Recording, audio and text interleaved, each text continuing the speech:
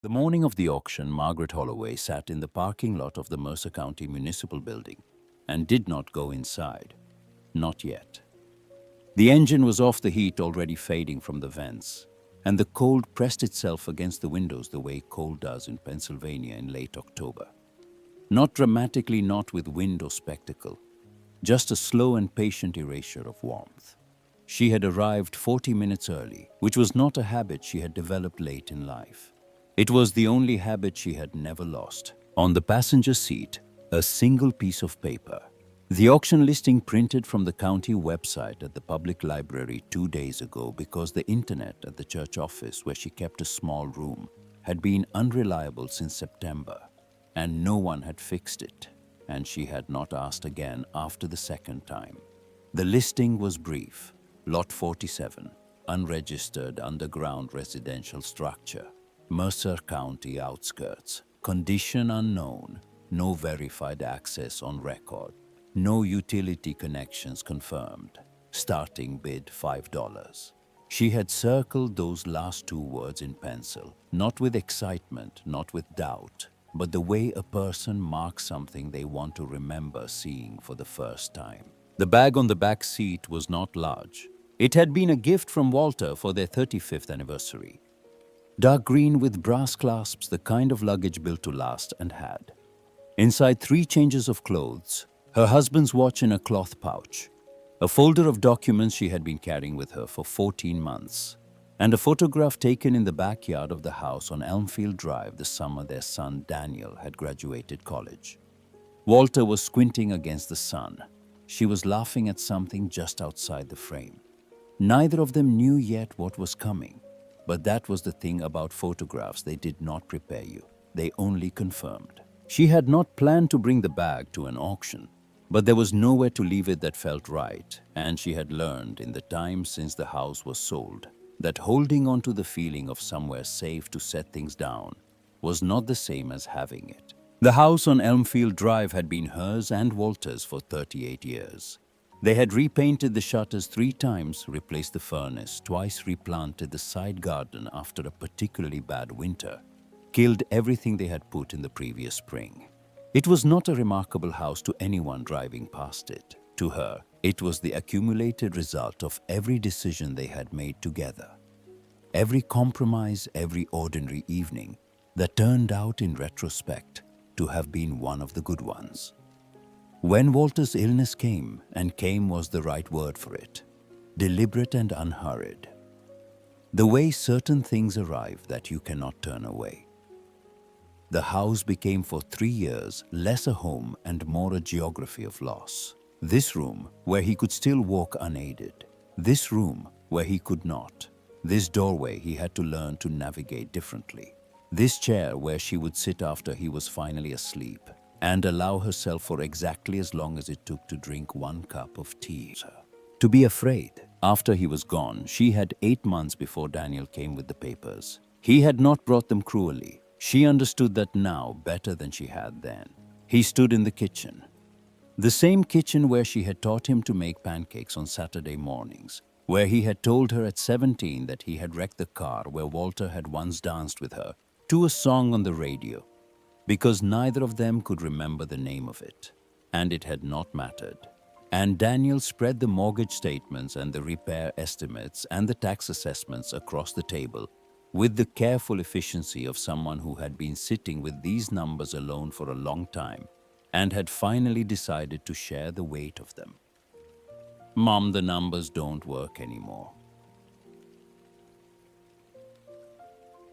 She had looked at the papers and then at her son and understood that the question underneath the numbers, where will you go, what will you need, who will be responsible, had already been calculated. And the calculation had already been made, and she had not been in the room when it happened. She had said, "And where do I go?"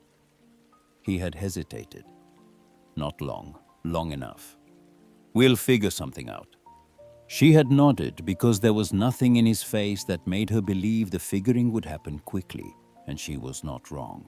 What followed was a year of thresholds. Her sister's spare room in Harrisburg, which smelled of carpet cleaner and good intentions. A friend's pull-out sofa in Doylestown where the walls were thin, and she could hear every morning the ordinary sounds of a family that was not hers moving through its routines. A narrow room behind the office of Calvary Lutheran Church in Mercer, offered by Pastor Gerald Webb, who was a kind man and who had known Walter and who left a small basket of fruit outside her door on Sundays, which she appreciated without ever mentioning because some kindnesses are most useful when they are received quietly. Each place came with genuine warmth. Each departure came with a particular quality of relief that was not hers and that she had learned to recognize without making anyone feel ashamed of it. She was temporary.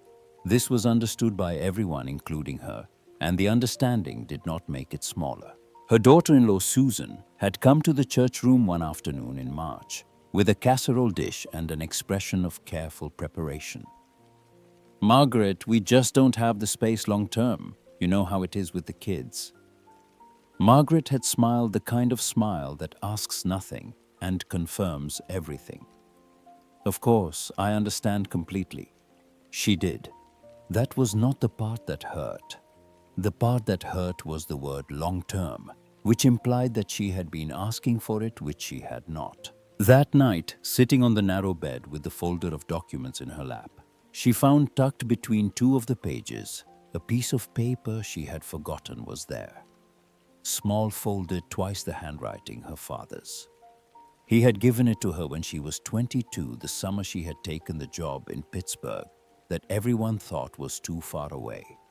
And she had been too young to understand what he meant.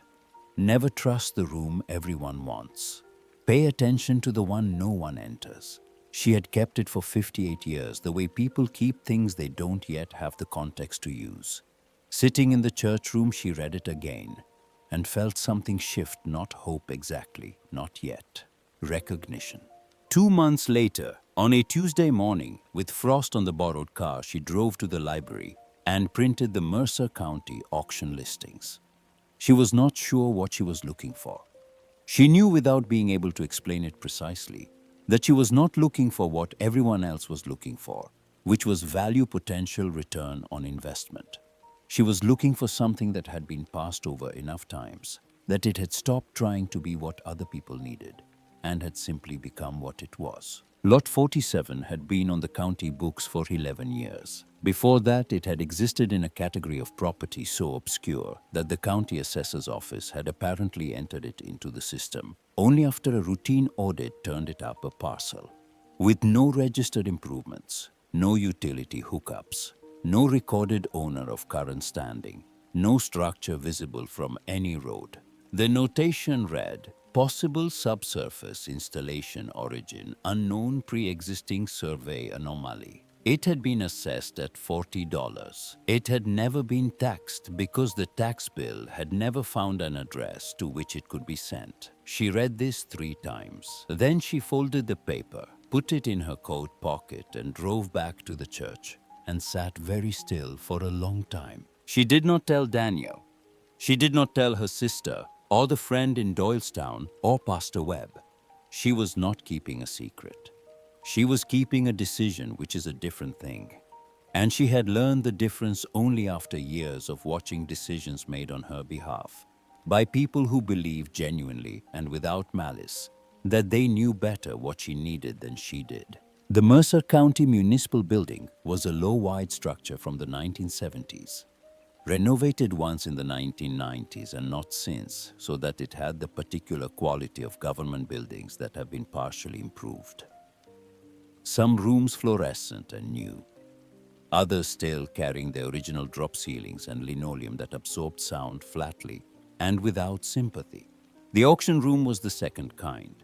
Metal folding chairs in rows, a podium at the front, a clerk with reading glasses on a beaded chain, sorting folders with the unhurried efficiency of someone who had seen every variation of human hope and disappointment a county auction could produce. She counted 31 people, developers who attended every auction as professional maintenance, real estate investors with notebooks, a few private individuals who looked uncertain in the specific way of first-timers.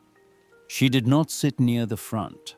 She had learned in various rooms over the past year that the back offered a view of everything, and that the people who assumed the most always arranged themselves up front. The auction moved quickly through the first lots, a condemned property on the south side of Mercer, a storage unit and the land under it, an abandoned equipment shed, a lot that had been a gas station in the 1980s and still carried the environmental liability that came with it. Each one drawn from the catalogue described in the clerk's careful monotone, bid on and closed with the small ceremony of the gavel. Then the clerk adjusted his reading glasses, turned the page and read, Lot 47, unregistered underground residential structure. Mercer County, Route 9, outskirts, condition unknown, no access verified on record, no utility connections confirmed. Starting bid $5. He paused in the way people pause when they know the sentence they have just spoken will take a moment to land. It landed with laughter, not mean, not loud, just the quick communal release of people confirming with each other that they had heard something absurd correctly. A man near the front. That's not a house, that's a liability. A woman a few rows back, quieter. Someone's idea of a joke. The developer with the notebook did not write anything down. The clerk waited, his pen poised. Do we have any opening bids? Margaret Holloway raised her hand. The room did not go silent all at once. It went silent in stages, the laughter dying back as people registered what they were seeing. An 80-year-old woman in a worn coat with clean shoes, her hand raised with the steady certainty of someone who had already thought through every objection. The clerk looked at her over his glasses. Ma'am, just to confirm, you're bidding $5 on an underground structure with no verified condition, no confirmed access, and no utility connections on record. Yes. A man 3 rows ahead turned in his chair, taking her in with the expression of someone deciding in real time whether to be amused or concerned. You sure about that, ma'am? At your age might be hard to get back out. She looked at him evenly, without anger, without apology, with the clarity of a woman who had spent 3 years being handed other people's assessments of what she was capable of and had grown very precise in her handling of them. I'm not planning on leaving. That produced a different kind of reaction, somewhere between a laugh and something less comfortable. The clerk cleared his throat. Do we have any other bids? No one moved. Sold, he said, and the gavel came down once clean and final for $5. She made her way to the front. While the room was already moving on to the next lot, the air resettling around Lot 47, as though it had never existed. The clerk handed her a thin folder, yellowed corners soft with handling the kind of paperwork that had been filed and refiled and passed over so many times it had absorbed the quality of everything that had been declined. For what it's worth, he said quietly, that parcel hasn't had a recorded owner in over 40 years. She took the folder with both hands, opened it briefly. Property descriptions, survey coordinates. The chain of custody for a piece of land that appeared to have simply stopped belonging to anyone the same year she and Walter moved into the house on Elmfield Drive. And there at the bottom of the last page, in a margin where no official notation had any business being, a line of handwriting so faded it was barely there. Pencil on yellowed paper, but legible if you held it to the light, and were the kind of person who did not give up easily on difficult things. For whoever stays. She closed the folder. Outside, the air was colder and cleaner than the building had been. She stood for a moment on the steps without moving, holding the folder against her coat. The man who had made the comment about her age was coming out behind her, already on his phone, already somewhere else. He didn't look at her. She had not expected him to. She drove. The coordinates led to a stretch of Route 9, where the road curved away from a stand of oaks and a field open to the right, bordered by a collapsed wooden fence that had not been maintained in decades. The field was unremarkable wild grass in varying heights.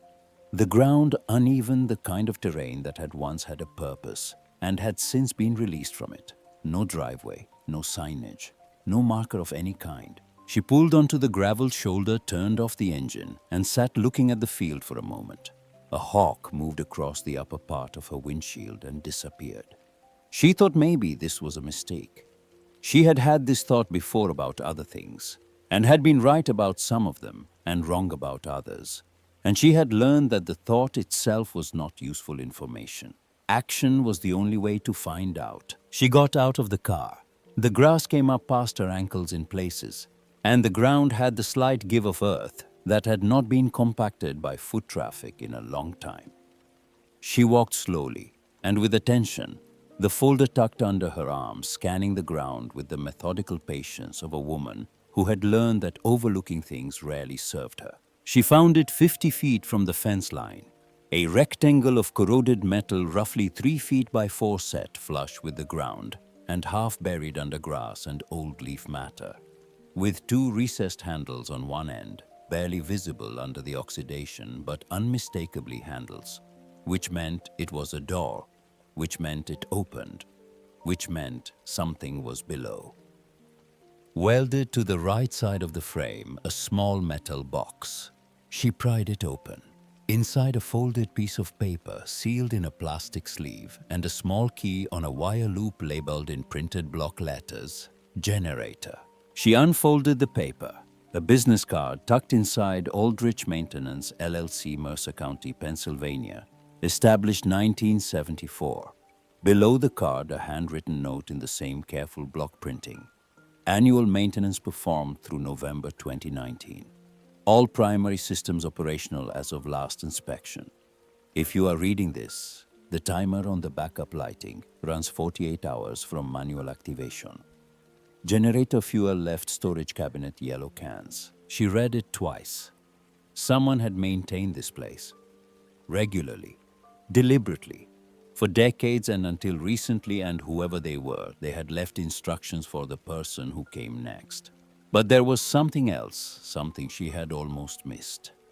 Tucked beneath the maintenance note, a second folded paper, smaller, different handwriting, more recent ink. It read, "If you are the one who purchased this property through the county auction, the folder you were given contains an envelope taped to the inside back cover. It has been placed there by arrangement with the county clerk's office, held in a sealed administrative file since 2019 per the instructions of Robert Aldrich, to be attached to any future auction documentation for this parcel. Do not lose it. It belongs to you now." She stood very still in the field. Then she opened the auction folder and turned to the inside back cover. There, exactly as described, a small envelope taped with brittle yellow tape, labeled in the same block printing for the lock. She peeled it free carefully and put it in her coat pocket without opening it. The question of what lock it fit would answer itself when the time came. Robert Aldrich had been thorough. He had understood that he would not be there when the right person arrived, and he had made the necessary arrangements so that his absence would not become an obstacle. She put the note back in its sleeve, tucked the generator key into her coat pocket alongside Walter's pen, and turned her attention to the hatch. It resisted. Not locked, but sealed by decades of temperature change, working on the metal around the frame. She pulled. Once got nothing. Pulled again with both hands, feet braced against the ground, and felt something give, not the hatch itself, but the seal, a slow release, and then the whole thing shifted, and she pulled harder, and the hatch swung open, with a sound that was less a creak than a held breath finally released. Air came up from below, not cold, not stale, not the mineral damp of a neglected basement. Just still, like a room that had been waiting with the windows closed. A staircase descended into shadow.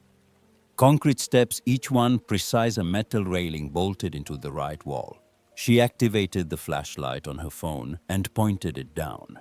The steps went about 12 feet before reaching a floor. The walls were poured concrete, unfinished, built to last and not to impress. No debris on the steps, no water damage on the walls. She looked for the things that would tell her whether this was safe, and found them: structurally intact stairs, a secure railing, air moving slightly against her face. That meant ventilation was still functioning. She went down. The temperature dropped 4 or 5 degrees as she descended. But it leveled out, not the deepening cold of an uninsulated space, but the stable cool of a place where the ground itself was providing regulation. At the bottom, she swept the flashlight around. and began to understand what she was standing in. A corridor, narrow but not cramped, extended ahead, approximately 30 feet before turning right. Along the right side, exposed conduit and wiring cloth-wrapped cable from the 1970s junction boxes with toggle switches, all dated but intact. She found the first light switch 6 feet in through it, nothing for a moment. Then a low hum and fluorescent panels along the ceiling brightened, flickered twice, and steadied. The first room on her left was a kitchen metal countertops, a stainless sink with a hand pump, wall cabinets with oxidized pulls, a thin layer of fine dust on every surface, but not the deep accumulation of true abandonment. She ran 2 fingers across the nearest counter. A clean line appeared. Beneath the dust, the surface was intact. No corrosion, no organic growth. The room on her right was storage shelves floor to ceiling, organized with care. Canned goods in rows by category, their labels faded but legible. Dates stamped on lids. A box of tools on the lowest shelf, the tools clean, the box closed. She moved to the end of the corridor. The turn led to a shorter hallway, and at the end of it was the thing that stopped her completely. A door. Wood, dark-stained, smooth-grained, entirely at odds with everything around it. The concrete walls, the metal fixtures, the functional austerity of the space it inhabited. It did not belong here in the way that tells you immediately it was placed here on purpose, by someone who understood that the difference between a shelter and a home was not structural but intentional. She pressed her palm flat against the surface. The wood was warmer than the surrounding air, noticeably enough that she pulled her hand back and pressed it again to confirm. A thin frame of flexible thermal cable ran along the inside of the door frame, the type used in historic wood preservation, designed to maintain consistent temperature and protect the grain from moisture damage. It had been wired into the main circuit, running as long as the generator. Someone had loved this door enough to protect it from the cold. She reached into her coat for the small brass key from the auction, lifted it and inserted it into the lock centered in the door's brass plate. It fit the way a key fits a lock. It was made for with the clean seating of 2 things that belong together. And when she turned it, the mechanism engaged with a single precise click that was more feeling than sound. She turned the handle, pushed. The door opened on silence, swinging on maintained hinges, and light came through the gap before she could take a step forward. Not fluorescent utility light, but something warmer. Amber, the quality of light in late afternoon when it comes through west-facing windows. She stepped through. The room was larger than the footprint above suggested, which meant the excavation had extended beyond the visible surface, dug with intention and precision, and a particular kind of long-term thinking. The floor was hardwood finished smooth, carrying the patina of age, but not damage. Recessed lights in the ceiling, emitting that warm amber tone connected to the main electrical system, steady and unhurried. Along the far wall, floor-to-ceiling bookshelves, filled not decoratively arranged, but actually filled spines. Visible books pulled and replaced at different depths, a few lying on their sides, on top of standing rows. A sofa against the left wall, its cushions wrapped in sealed protective fabric, the kind of covering applied by someone who intended to come back and wanted to find things as they had left them. A low table centered on a woven rug, the rug's colors muted but present. A kitchen to the right, complete, with a range and a refrigerator and utensils hung on a rack above the counter, in the intuitive arrangement of a person who cooked regularly and had thought about where things should live. A hallway beyond that, a door slightly open, she could see the edge of a made bed, the corner of a nightstand. She did not move quickly. She stood just inside the door and let the room come to her the way she had learned to stand in new spaces and simply receive them before trying to interpret them. No decay, no water damage, no signs of infestation or the structural compromise that came from neglect. The air was dry and stable. The temperature inside this room was noticeably warmer than the corridor, the generator system maintaining something close to comfort. There was a tightness in her throat that she did not try to name right away. She moved forward, her hand trailing along the back of the sofa, then to the shelf where she pulled a book free and opened it. The pages were intact, faintly yellowed at the edges but not brittle. In the margins, handwriting, small, careful, the kind of annotation made by a person reading for something specific, looking for something they needed to confirm. She put it back. On the wall beside the shelves, a photograph in a simple frame. Two people, a man and a woman, standing outside in summer light in front of a house she did not recognize. The man's hand was on the woman's shoulder. The woman was not looking at the camera. She was looking at something just past it. Her expression carrying the quality of someone watching something they love and knowing in some part of themselves they haven't fully acknowledged that it is temporary. On the table at the center of the room, a single item, an envelope. Cream-colored thick paper, sealed. No name on the front.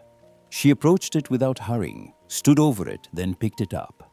The weight of it was specific, not just paper, but the weight of something that had been thought about carefully before being put down. She broke the seal with her thumb and withdrew a single folded sheet. The handwriting was steady, deliberate in the way of someone who wrote by hand because they understood that the physical act of writing was itself a kind of commitment. She read the first line and stood very still. To the woman they underestimated. She read it again. The tightness in her throat moved into her chest and settled there, not painfully, but with the specific pressure of something that had been true for a long time and had just been named out loud for the first time. She read on. Each sentence was precise, unhurried. If you are standing here, it means you chose what no one else would. It means you stayed where others turn away. And it means you understand the value of a place that doesn't ask you to leave. She lowered the letter for a moment and looked around the room, the warm light, the steady quiet, the particular quality of a space built with intention and maintained with care, and offered finally without conditions. She had not been anywhere in the last 3 years where no one was managing her expectations about how long she could stay. The sensation of being in a place that was simply present, simply there, without the ambient pressure of her temporary status. It was disorienting in the way that the cessation of pain is disorienting. She had not noticed how accustomed she had become to the weight of it. She was still holding the letter when she noticed what she had not noticed before. One of the panels behind the bottom row of books did not sit flush with the wall. A gap thin as a finger's width running along the left edge. Not an accident of construction. An invitation if you were the kind of person who looked for what didn't fit. She crossed to it, pressed. Nothing. Pressed again with more intention, felt the resistance of a magnetic catch. And then a soft click and the panel shifted inward and to the side. Behind it, a space approximately 18 inches deep and 3 feet wide, running the full height of the lower bookshelf. Inside, two things. First, a bundle of letters, envelopes of different ages, different papers bound with a ribbon, whose original blue had faded to something closer to gray. Second, set carefully apart from the letters, the metal case she now recognized from the description in Robert Aldrich's note, rectangular 6 inches by 9, with a small lock on the front. She reached for the letters first, untied the ribbon slowly, the way you handle something that belongs to someone else, even if they are gone, even if you have been in some way you can't yet explain, expected. The first letter was addressed to Lillian. She hesitated, then opened it. The handwriting was a man's, not the same hand as the letter on the table, but related earlier, the cursive slightly less controlled. My love. The date at the top was 1974. I built this place so you would always have somewhere the world could not take from you. Even when it forgets you, even when it decides you've had enough, this will be here. The foundation goes down 14 feet. The walls are 6 inches of poured concrete with rebar at 12-inch intervals. I tested every system 3 times. I am telling you this because I know you will want to know it was done right. It was. Come when you need to. I will make sure it is always ready. She folded the letter and sat down on the floor with her back against the bookshelf. The bundle in her lap, the warm light above her, the hum of the generator barely audible through the walls. She had not sat on a floor in a very long time. Not because she couldn't, because there had not been a floor that felt like it would hold her. She read one letter after another. Each one told the same story in different ways. A man named Thomas Aldrich, who had built this place after his wife Lillian was diagnosed with schizophrenia in 1971, and the courts operating under the laws of that era had stripped her of the right to hold property in her own name. He had built a place outside the system's reach because the system had failed her, and he had maintained it year after year as an act of faith that she would eventually arrive. She never did. The letters did not explain why. They only recorded the continuing fact of his preparation, the annual updates to the systems, the books added to the shelves. The door refinished every few years because Lillian had loved dark wood, and he saw no reason to stop honoring that. She reached the bottom of the bundle. One envelope remained unmarked, heavier, the paper more formal. She opened it. A single page, no greeting, no name. If you're reading this, then she never came back. Or she did and chose to leave. Either way, this place is yours now. Not because you were given it, but because you understood it. And if the world comes looking for it. Remember, what mattered here was never meant to be sold. She set the page down carefully on the floor beside her. Outside, very faintly, she heard the sound of a car on the gravel shoulder of Route 9. Then another. She sat with the stillness for one more moment, letting the sound register, letting it mean what it meant. She had been in enough situations in the last 3 years to know when someone had arrived who had not been invited, and to know that the gap between owning something and being allowed to keep it was not always as simple as a bill of sale and a gavel and $5 changing hands. She stood, folded the last letter and put it in her coat pocket, picked up the metal case and held it in both hands, noting its weight, noting the lock. Then she put it in her bag alongside the bundle of letters and went to meet whatever was coming. She came up through the hatch into the kind of afternoon that does not apologize for itself. The sky had gone flat and white, the October sun somewhere behind it, and the cold had settled more completely into the field than it had been when she went down. 2 vehicles. A black SUV parked on the gravel shoulder just behind her borrowed car, and a second one pulling in behind it, its tires crunching over the same gravel, stopping with the precision of a vehicle whose driver wanted to be noticed without appearing to try. 2 men in dark coats moved across the field toward her, with the unhurried confidence of people who had arrived at a place they had already decided belonged to them in some meaningful way. The taller one reached her first.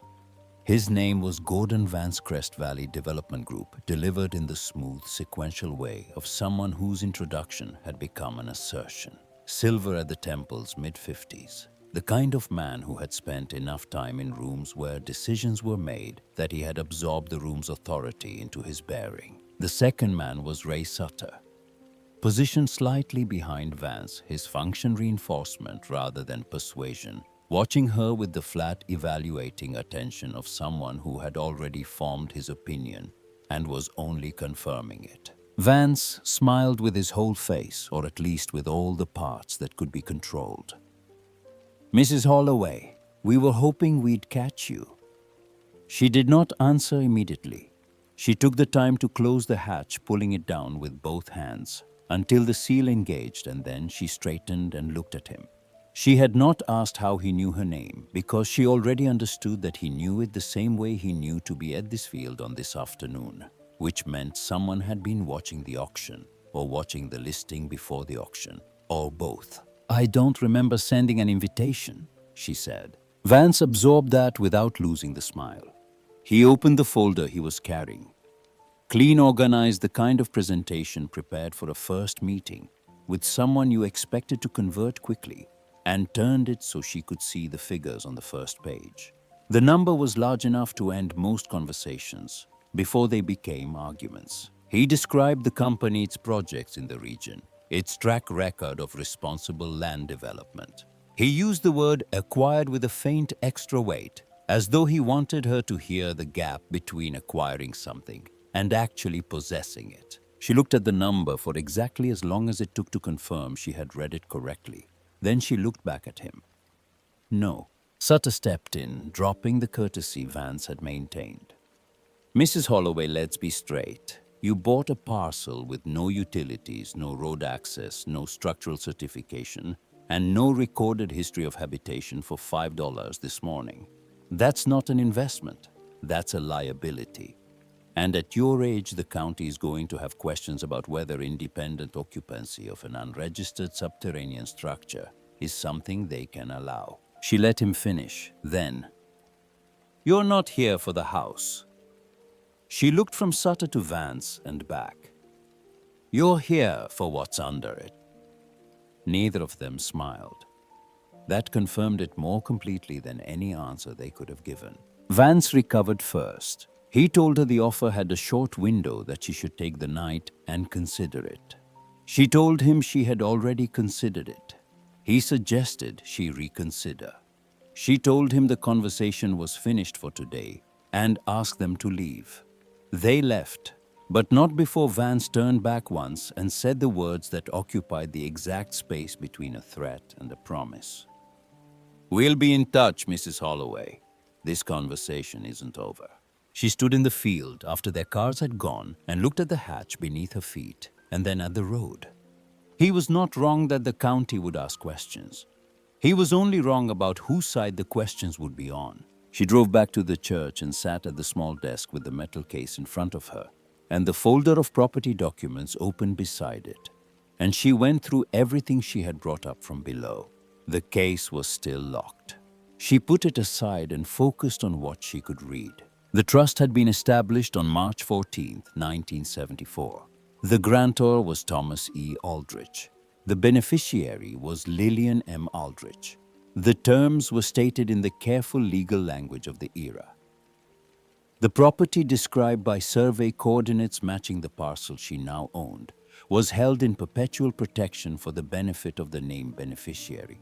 And in the event of the beneficiary's death or permanent incapacity, the trust passed to any subsequent owner of record who met a single condition. The condition was this: the property must not be sold, transferred, or encumbered within 30 days of acquisition. She read that clause 4 times. The land described in the 1974 survey coordinates extended considerably beyond the surface parcel she had purchased.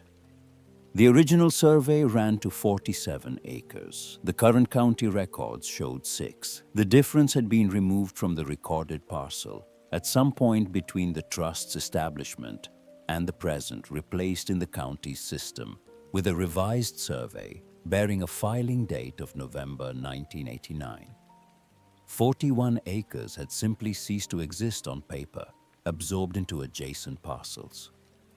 She thought about what might have happened in November 1989 that would have made someone want to redraw a land survey, and she did not have to think for long. Crest Valley Development Group had been incorporated in Pennsylvania in 1987. She slept 4 hours. It was enough. It had always been enough. Daniel arrived the next afternoon. She heard the unfamiliar car on the church's side street and recognized the particular quality of a pause before a knock that belonged to someone stealing themselves. He looked thinner than the last time she had seen him. He stood in the small room and looked at the material spread across the desk, and his expression moved through several things before settling on the one that was hardest for him to say. "They called me," he said.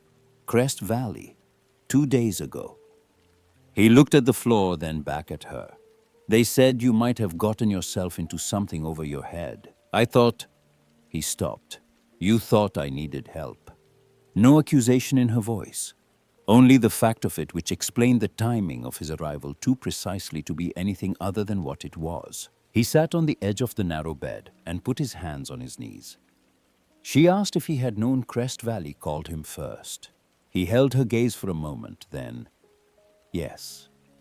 Just the one word, and the weight of it was not in what it admitted, but in what it closed off the possibility that this had been anything other than a coordinated approach. She did not say what she could have said. She said, "Then sit down properly. I need you to understand what you almost helped them take." She walked him through the documents in order. The trust, the original survey, the 1989 revision, the gap between what existed in the ground and what existed on paper. He listened with the focused discomfort of a person hearing a story that implicates them and cannot look away. When she showed him the acreage differential and explained the 1987 incorporation date, he was quiet for a long time. Then he picked up the survey and held it close to read the coordinates. This boundary, his finger tracing the original perimeter line. This corner, that's the northeast edge of the Crest Valley commercial project on Route 9. The one they broke ground on last spring. He looked up. If this survey is valid, they've been building on land that isn't theirs to build on. They don't want to buy the property, she said. They need me to sign it over. Without my signature on a transfer document, their title is incomplete and their project is built on contested ground. He set the survey down carefully. They've been looking for this place. Not since you bought it, before. The full shape of it becoming visible all at once. They filed the zoning dispute this morning, didn't they? She handed him the notice that had been slid under the church door during the night. He read it. His jaw tightened. I need a lawyer, she said. Someone who knows land trust law and county filing procedures and isn't afraid of a company that has been operating in this county for 35 years. She paused. Do you remember Clara Bennett? Clara Bennett had retired from real estate law in Mercer County 3 years ago after a career that had included several successful challenges to municipal survey revisions used to absorb private land into development corridors. She was 67, had known Walter slightly from the Rotary, and had come to the memorial service and shaken Margaret's hand with both of hers and said nothing, which was the right thing to say. Daniel said he would call her. He did. Clara arrived at the church the following morning with her own folder thicker than Maggie's, because she had spent the intervening evening pulling records and cross-referencing filing dates and building the architecture of a legal position from documents that other people had assumed no one would ever look at together. She sat across from Maggie and spread her materials alongside Maggie's and did not say anything for a while, which was how she processed. Then she looked up. The zoning dispute is a delay tactic, Clara said, her voice carrying the flat certainty of someone who had seen the same tactic deployed in different configurations for 40 years. It's not strong enough to hold in front of a county board if we show up with what you have. But the 30-day clock is the real target. If they can keep this in procedural limbo until day 31, the trust protection clause expires and the property is exposed. She tapped the trust document. They know about this clause. They have to. Which means someone in their organization has seen these documents, which means they had access to information about this parcel that was not publicly recorded. That's a different problem for them. Maggie asked. Can we prove the 1989 survey revision was fraudulent? Clara pulled a single page from her folder, a record from the Mercer County Recorder of Deeds database. The revision was filed by a company called Terrace Land Services, LLC. Terrace Land Services was dissolved in 1992. Its sole registered agent from incorporation to dissolution was a man named Philip Corwin. She slid another page across. Philip Corwin joined Crest Valley Development Group as Director of Site Acquisition in 1993. The room was quiet. Then Maggie said, How long did it take you to find that? Clara almost smiled. 3 hours, which means a competent attorney on their side already knows we can find it, which means they're counting on us not having time to use it before the 30 days run out.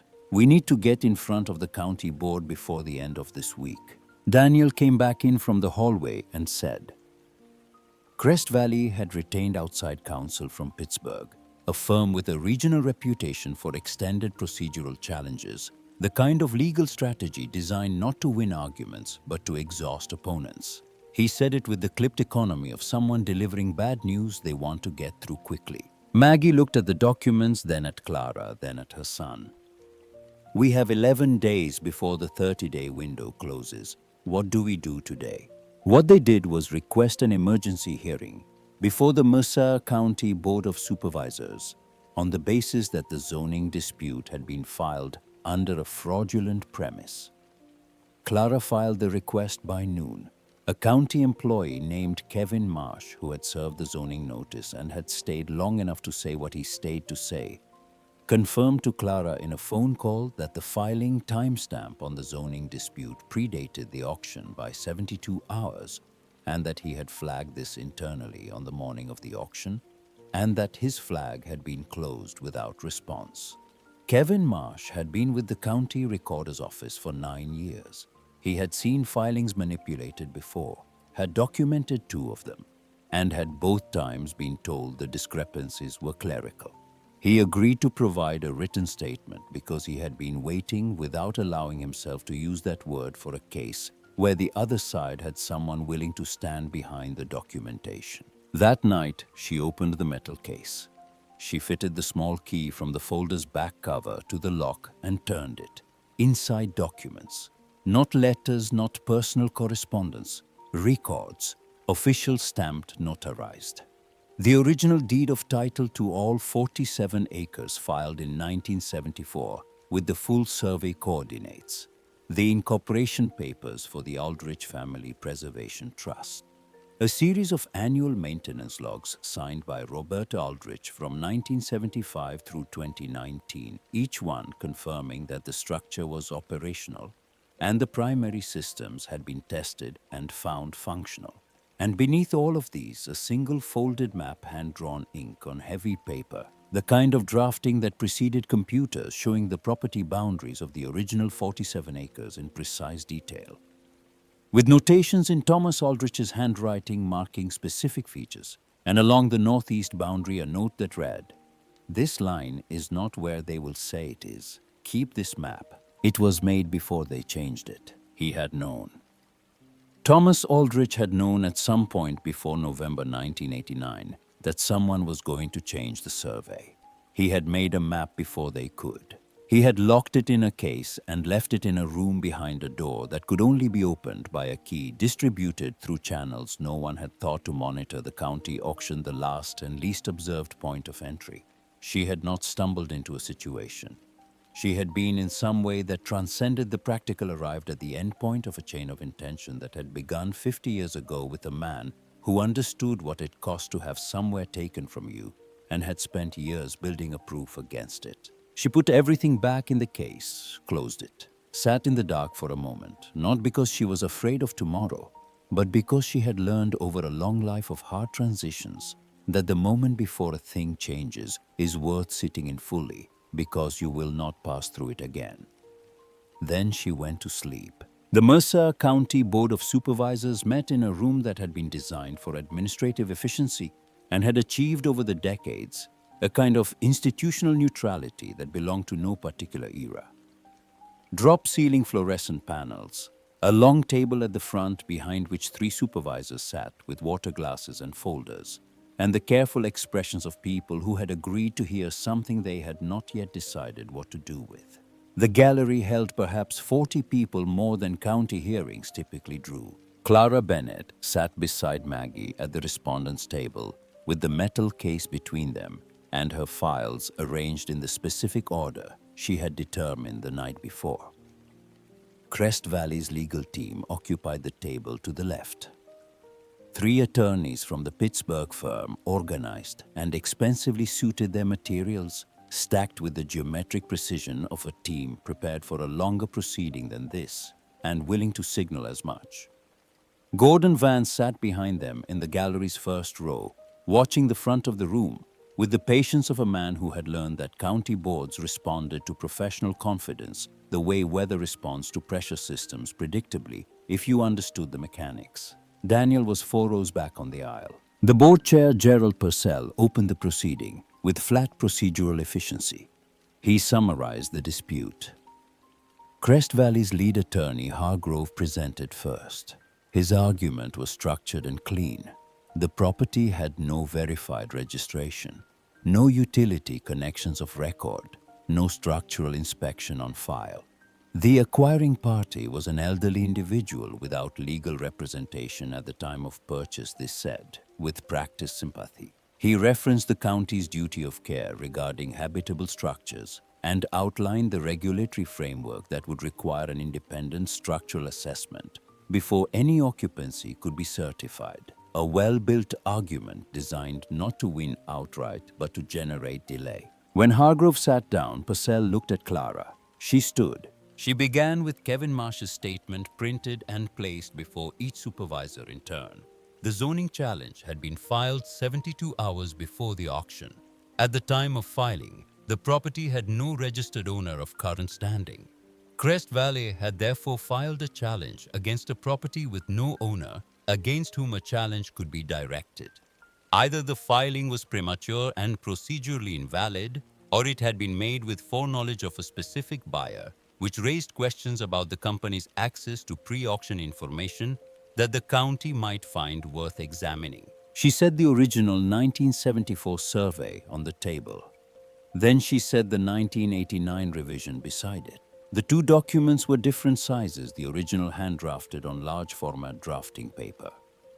The revision a standard county filing form, and the visual difference was immediately apparent. She walked the board through the coordinates, pointing to the northeast boundary line on each document, and the distance between them 41 acres removed from the recorded parcel in November 1989 by a filing from Terrace Land Services LLC.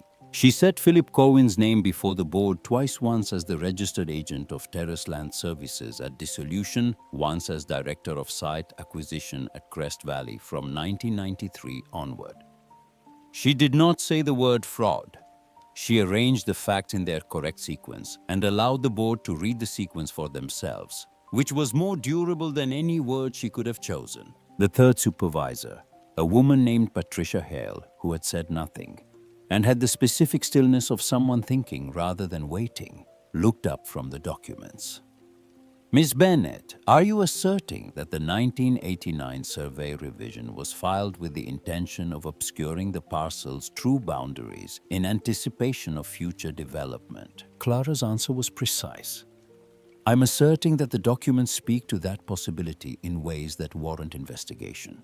What I'm asking this board to determine today is narrower whether the zoning challenge filed by Crest Valley was procedurally valid given its pre-auction timestamp, and whether the historical record of this property, including a trust document establishing protected status dating to 1974, should be entered into the county's current record. Purcell looked at Hargrove. Counselor, the timestamp question. Hargrove deployed the phrase administrative timing with the confidence of someone who had used it before. He described standard pre-filing procedures, lead times, clerical processes. His voice did not change. He was very good at what he did, which was to describe implausible things as though their implausibility were a function of the listener's limited familiarity with procedure. Patricia Hale set down her water glass. The filing identifies the property owner as unknown at the time of submission. If your client had no knowledge of a specific acquiring party before the auction, why file at all? What triggered the challenge? The room shifted, not loudly. The way rooms shift when a question lands where the argument wasn't armored. Hargrove answered with a reference to the company's standard monitoring of county auction listings and their interest in the Route 9 corridor. It was a reasonable answer. It was also, and everyone in the room felt this, an answer that raised more questions than it resolved. Purcell called a 15-minute recess. In the hallway, Vance approached her. Not with the folder, not with the orchestrated warmth of their first meeting in the field. He stood in front of her with his hands in his coat pockets, and his expression carrying something she had not seen there before, the specific quality of a man who had recalculated and not liked the result. Daniel stood 6 feet away. There's still a path here that doesn't involve months of county proceedings, Vance said, his voice lower now. The professional calibration scaled back.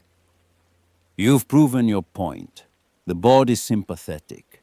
But sympathetic and decisive are different things, and this can still go sideways in ways that won't serve you. Take the offer. Let the attorneys close it today.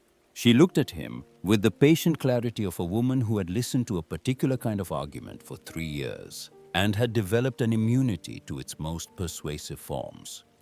Mr. Vance, I've spent the last 3 years being told what I need by people who had already decided what to do with the answer.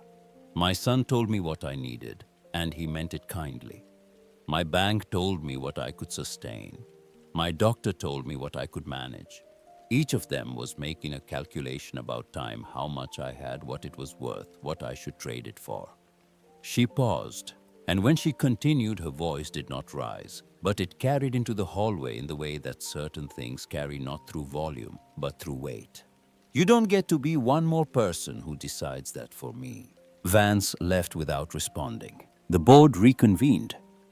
Purcell read a summary statement into the record covering the timestamp issue, the Corwin connection, and the trust documentation, and concluded that the zoning challenge as filed was procedurally insufficient and would be suspended pending a formal investigation by the County Recorder's Office into the 1989 survey revision. The property would remain in the possession of its current owner of record. The 30-day trust protection window would be unaffected by the suspended challenge. Crest Valley Development Group would be notified that their Route 9 project site was under a title review that might affect approximately 41 acres of their current footprint. Hargrove was on his phone before Purcell finished the last sentence. Clara closed her folder with the economy of someone who had never doubted their outcome, but had respected the process enough to treat it as though the outcome mattered. The title review will take 6 to 18 months, she said quietly. They'll settle before it concludes. A pause. They always settle before it concludes. Daniel drove her back along Route 9. The afternoon had gone pale, and the trees held the last of their leaves against a wind that had finally decided to mean it. He drove with slightly more attention to the mechanics of the task than the task required. I called them back, he said, eyes on the road. Crest Valley, after you told me about the offer. I told them no. A beat. I told them we were going to the hearing and that whatever came out of it, I was behind you.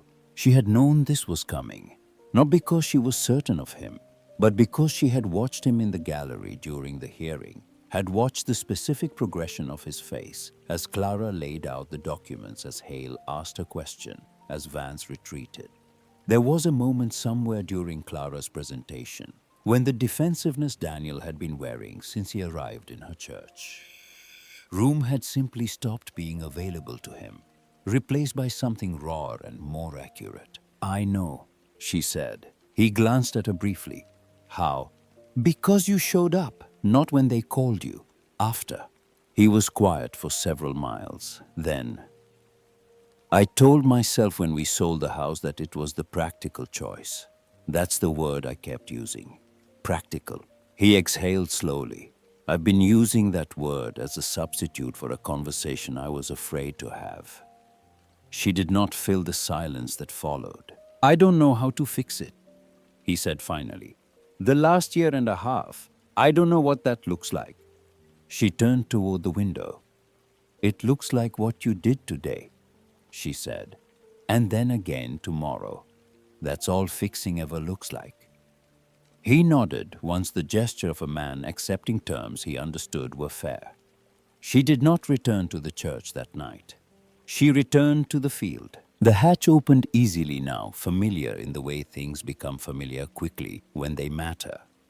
She descended with her bag, and the folder moved through the outer corridor and through the wooden door and into the room that she had decided somewhere between the county hearing and the drive back on Route 9 was no longer a place she was visiting. She unpacked her bag, set Walter's watch on the nightstand, hung her coat on the hook inside the bedroom door, put her father's note on the table in the main room, unfolded, weighted down by the metal case so that she could read it whenever she sat down. Then she stood in the center of the room and looked at it.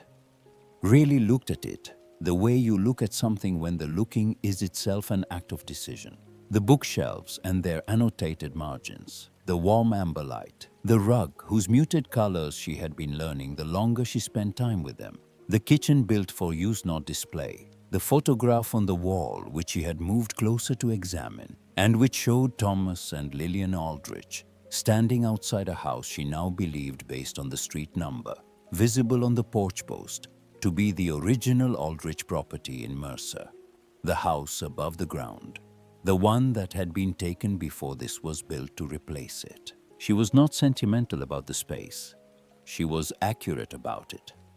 It was not grand. It was not comfortable in the way of places designed for comfort as a primary feature. It was built with the specific intelligence of someone who had thought hard about what a person actually needed in order to exist with dignity, and had provided those things without excess and without omission. She had lived in larger spaces that had made her feel smaller, and she understood now what the difference was. It was not the size of the room. It was whether the room had been built with her in mind. 3 weeks after the hearing, Ruth Callahan arrived. She came through Clara Bennett, whose professional network stretched through 30 years of Mercer County real estate, and who knew as a consequence most of the situations that most of the people in the county found themselves in. Ruth was 74, a retired school teacher from the western side of Mercer, whose house had been sold 18 months ago by her son and daughter-in-law after her husband's death with her agreement. Because the agreement had been presented as the only option, and she had been too recently bereaved to interrogate that premise. She had been living in a room in her daughter's house, careful and invisible in the way of a woman who understood that her presence was a generosity being extended and had shaped herself accordingly. Clara mentioned her to Maggie without framing it as a request. Maggie called Ruth the following day. They talked for 40 minutes. And in the conversation, Maggie recognized in Ruth's particular combination of self-sufficiency and careful apology a grammar she knew from the inside. Ruth moved in 10 days later into the second bedroom Thomas Aldrich had built. She brought a single trunk and a crate of books, and she arranged them without asking for permission, which was how Maggie knew immediately that she would be all right here. Carol came 6 days after that. She was 68, and Maggie had noticed her in the parking lot of the county building on the day of the hearing, had noticed her. The way Maggie noticed certain things, not because they announced themselves, but because they had a quality of quiet endurance that drew the eye of anyone who had worn the same quality themselves. Carol had been living in her car for 11 weeks, not because she was without resources, but because every resource she had access to came with a condition: she could not meet a credit check, a co-signer, a reference from an employer she no longer had. She had a college degree and a practical competence that expressed itself in the way she handled every physical task as though she had been doing it longer than she'd had to. Maggie did not explain the rules because there were none, which was itself the rule. This space did not require anything of the people in it, except that they did not require anything of each other that they had not freely offered. It was what Thomas Aldrich had been trying to build all along. Not a structure, but a condition. The condition of existing without asking permission. He had built it for one woman who had not been able to reach it, and in his inability to let that be the end of the story, he had built it for every woman who came after her. Daniel came on a Saturday in early December, the first Saturday after the title review had formally begun, and the Crest Valley project site had been flagged with a county notice that would hold for the duration. He brought coffee in a cardboard carrier, 4 cups, which meant he had known there would be 4 people, and had planned for them, which was a small thing, and was not small at all. He sat in the kitchen with Maggie and Ruth and Carol and drank his coffee, and asked Ruth about her year's teaching, and asked Carol about her plans, and answered questions about himself, with the unguarded honesty of a man who had recently been relieved of a pretense he had been maintaining for too long. He was not performing ease. He was finding it carefully in real time, the way you find your footing on unfamiliar ground, by putting weight on it incrementally and adjusting. When Ruth and Carol had moved to the main room with their books, he stayed at the kitchen table with his hands around a second cup. "I keep thinking about what you said about the practical choice," he told her. "I think I was afraid that if I admitted what I actually did, I'd have to admit what I actually felt, which was that I had already decided you were at the end of something instead of the middle of it." She let the words sit before responding, because they deserved that. You made a decision about me that I hadn't made about myself, she said. That's the part that hurt, not the house, the assumption inside the decision. She looked at him without reproach. She was past reproach, had moved through it and come out on the other side into something more useful, which was clarity. But you're here now, and you came back on the right side of it. Those things matter. He nodded, and the nod carried something she recognized from Walter. The ability to receive a truth without either deflecting it or collapsing under it. She had not expected to see it in Daniel, and its appearance moved something in her chest that she did not try to name precisely. That evening, after he had gone after Ruth had fallen asleep in the main room with her book open on her chest, and Carol had settled in for the night, Maggie went to the library and sat with the last of Thomas Aldrich's letters. She had been holding it back without quite knowing why, held back by some instinct that knew she was not yet ready for it. She opened it now. The date at the top was 1982. The handwriting was different from the earlier letters, not deteriorated, but changed the way handwriting changes when the person writing has been altered by what they have been through. She read past the lines she already knew to what she had not yet reached. I spent a long time believing that building this place was about her, that the whole of it, the foundation, the walls, the door I chose because she loved dark wood, the books I put on the shelves because I knew what she needed to read was for her specifically and would be meaningless without her. I was wrong about that, not about loving her, about the rest of it. The place exists because the need exists. The need existed before her and it exists after. And if someone comes who understands that need from the inside, who has felt what it is to be told they have reached the end of their welcome, then this was always for them. Not because they are a substitute, because they are the reason. She folded the letter, set it on the library table beside the others in order as she had placed them all. The room was very quiet. The amber light above the bookshelves had the quality of something settled, something that had decided what it was and was no longer in the process of becoming. She thought about this morning at the auction, the way the room had moved on before the gavel had finished its arc. She thought about the field and the hatch and the particular quality of the air that came up from below, not stale, not rotten, just still as though the place had been holding its breath for the right moment to exhale. She thought about her father's note and what it had taken her 58 years to understand that the room no one enters is not empty. It is simply waiting for someone who will not be deterred by the absence of an invitation. She stood and walked to the main room where Ruth was asleep, and the lamp burned low and the books held their patient places. She turned off the lamp and stood in the dark for a moment. The dark was not empty either. It was the dark of a place that contained people, contained the sound of their breathing, contained the accumulated hours of their having been somewhere and intending to remain. Above her, the field held its stillness under a December sky, the hatch sealed against the cold, the surface of the earth giving nothing away.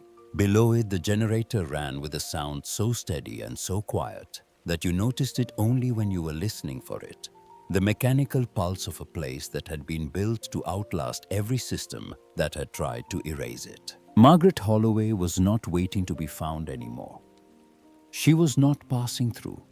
She was not temporary in the way that had become for 3 long years the central fact of her life. She was where she had chosen to be, in a place that had chosen her back. In a room built by a man who had understood 50 years before she arrived that home was not a thing you were given. It was a thing you stayed for long after everyone else had decided there was no reason to. She went to bed in the room that was hers and slept without difficulty, which was not nothing. It was in fact everything.